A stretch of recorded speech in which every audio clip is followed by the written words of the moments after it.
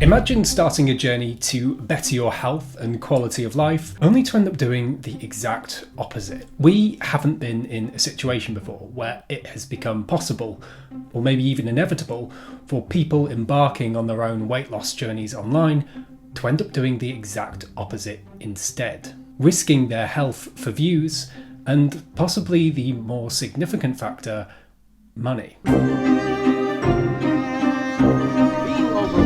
One of the most serious health problems with us today.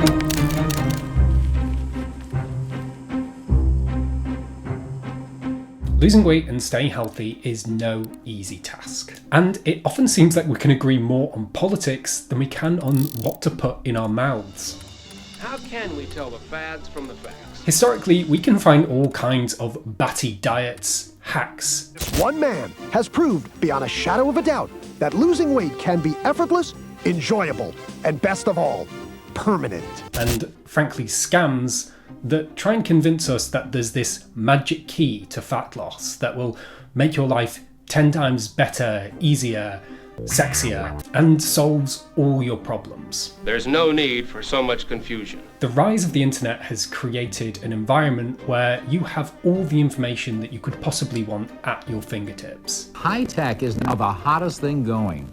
You can cut through the misinformation and gain a real understanding of how to navigate the confusing world of food and fitness. And even more than that, you can broadcast your own successes, struggles, and choices online for the whole world to see.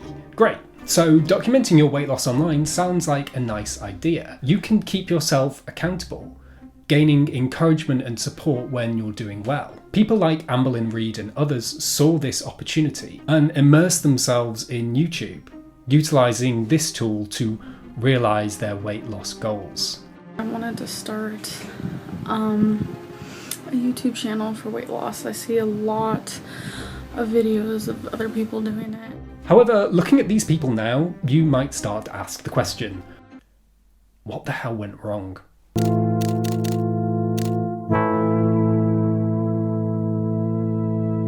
As someone who's, I think, pretty successfully figured out something that works for me, I've discovered the hard way that there are no easy fixes. And more often than not, negative emotion, not positive, is your best friend when it comes to fat loss, when used properly. And as Amberlynn would soon discover, there is no easy fix, even if you have the support of hundreds of thousands of the good people of the internet. Sometimes the things you think you need are actually pulling you in the wrong direction. Perverse incentives. Through, to be honest, a lot of trial and error, I've figured out a way to recomp my body into something that I'm much more happy with. By using data and not my own feelings, I've been able to make a marked change in my health. Your own emotions can confuse you to what's actually going on. But in this equation of high calorie, easy access, and ultra processed food, the only thing that's a new arrival is this one, ultra processed. But what are ultra processed foods? They aren't just pre-made meals. They're industrial concoctions with ingredients you won't find in a home kitchen. Think high fructose corn syrup, emulsifiers, sweeteners, preservatives. They're engineered to hit your brain's bliss points. Sweet, salty, fatty. So you keep reaching for more. This is not food, by my definition. It's not food? No. If you look at processed food, the three buttons that are consistently pushed by the food scientists are sweet, fat, and salt. Our bodies are not well adapted to the food environment we're in. There's a disconnect now between what we evolved to like and what's now available to us. Our bodies try and convince us that we're doing the right thing when it's actually just our fat cells wanting to get as big and juicy as possible and multiply. So I've learned to record everything and trust the data.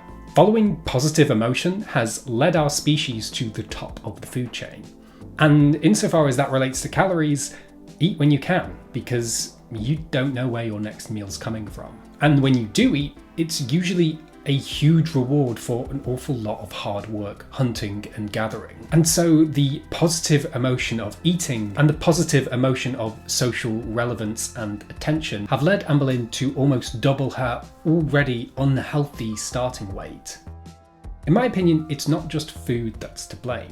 Enter the next character in the story, YouTube's AdSense paycheck. Your AdSense account is how you get paid. If you're getting paid to fail or stay stuck, your motivation to actually succeed weakens. Why push for change if the current system isn't pushing you to? Every time a video gets views for failure, for breakdowns and drama and overeating, it reinforces the exact behaviour that she is supposed to be trying to stop. Broadly speaking, YouTube doesn't care what the content is, as long as it gets watched. But we all face perverse incentives every day, like the ultra-processed foods that we need to navigate on a daily basis. One of the things that I personally discovered about myself is that I vastly overestimate the amount of calories that I need in a day, even as someone who's very active and exercises every single day. After a long run, it would only take me a couple of minutes, trust me, to fulfill my caloric needs for that day. Angry fat cells are vindictive little arseholes, and they will do everything that they can to get you to do what they want. And just like my ultra-processed, ultra-modern cupboard, Amberlynn's presence online means that her own needs are met in a matter of moments. Amberlynn Reid didn't invent this cycle. She's just living an amplified version of it publicly. And in doing so, she's become a symbol of something far bigger. How hard it is to change when failure pays, when attention rewards dysfunction, and why you should pay attention to the bigger picture. This is the business of gaining weight. So it's important to ask yourself the question: what perverse incentives are luring you away from your own goals and turning your own motivation against you?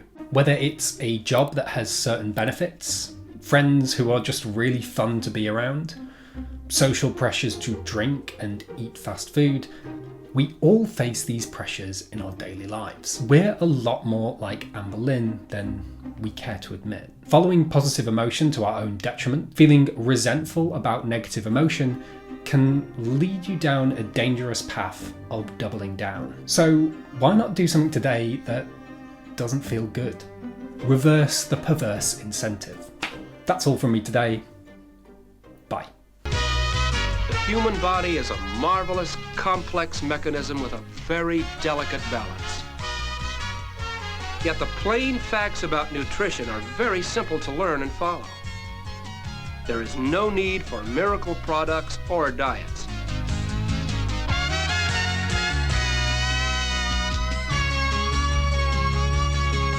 Remember that what you have just seen should help you to know the difference between food fads and food facts.